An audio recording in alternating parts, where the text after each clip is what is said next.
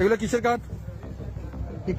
তারপরেও সমস্যা নেই, খালি হাতে ফেরানোর চেয়ে কিছু একটা দিচ্ছে, তাতেও সমস্যা কি? কিন্তু বিএনপি নির্বাচিত হবার আগেই যে জালিয়াতি শুরু করেছে, তাতে জনমনে আশঙ্কা তৈরি হয়েছে বিএনপির এই ফ্যামিলি কার্ডটুকু পাওয়া যাবে কিনা। তারেক রহমান ইতিমধ্যে ঘোষণা করেছেন বাংলাদেশের 50 কোটি লোকেরকে ফ্যামিলি কার্ড দেওয়া হবে। 18 থেকে 20 কোটি মানুষের দেশে বিএনপি প্রতিশ্রুতি দিচ্ছে 50 কোটি কার্ড বিতরণের। কোথাও আবার এই কার্ডে হরেক রকমের পণ্যের সাথে নগদ টাকা দেওয়ারও মিথ্যা আশ্বাস দেওয়া হচ্ছে।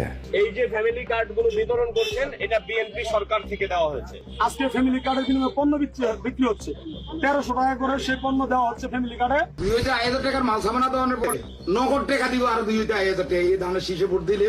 বাজারে গেলে ফ্যামিলি কার্ড নিয়ে গেলে 100 টাকার বাজার 50 টাকা হয়ে যাবে। ফ্যামিলি কার্ডের সাথে কোথাও আবার কৃষি কার্ডও দেওয়া হচ্ছে। আপনাদের ওয়াইফের জন্য একটা ফ্যামিলি কার্ড করে দেবে, আর আপনাদের কৃষির জন্য ফ্রি কার্ড করে দেবে। ফ্যামিলি কার্ড এবং আছে কৃষি কার্ড। কৃষি কার্ডে কৃষি সরঞ্জামাদি যত আছে, সার কীটনাশক সহ সবকিছু। এই কার্ড ব্যাংকে দেওয়ার সাথে সাথে টাকা দেবে।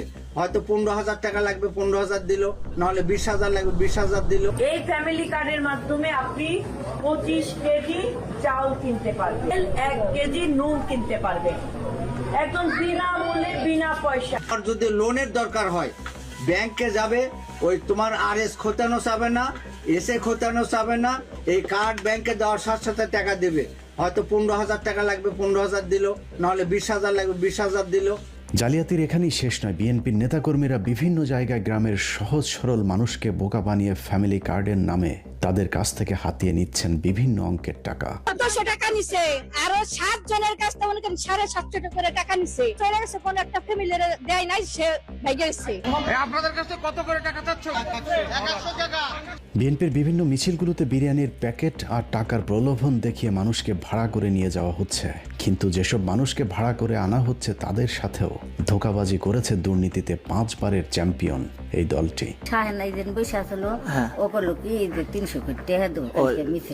300 টাকা পাইছেন না, দেয় নাই। কার মিছিল গেছিলেন? এর মধ্যে একটি আপনারা পাইছেন না?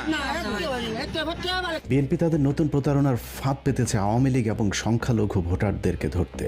কিন্তু বাস্তবতা বলছে তাদের সাথেও প্রতারণা করবে বিএনপি। কারণ 5 তারিখের পর আওয়ামী লীগের ব্যবসা প্রতিষ্ঠান দখল, মামলা বাণিজ্য, এমনকি সংখ্যালঘুদের জমি জায়গা দখলে নেতৃত্ব দিয়েছে বিএনপির নেতাকর্মীরা।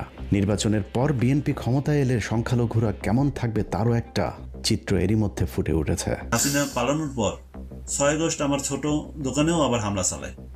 সবাইকে আমাদের সবাইকে মারধর করে, আমার পরিবারে, আমার দিদাকে, আমাকে, আমার রোগাক্রান্ত বাবাকে। এরা হলো বরিশালে বিএনপির সাবেক যুগ্ম সাধারণ সম্পাদক সৈয়দ জামাল হোসেন নোমান। তারপরেও বিএনপি আওয়ামী লীগ এবং হিন্দুদের ভোট পেতে নানা ধরনের লোভনীয় অফার দিয়ে মাঠে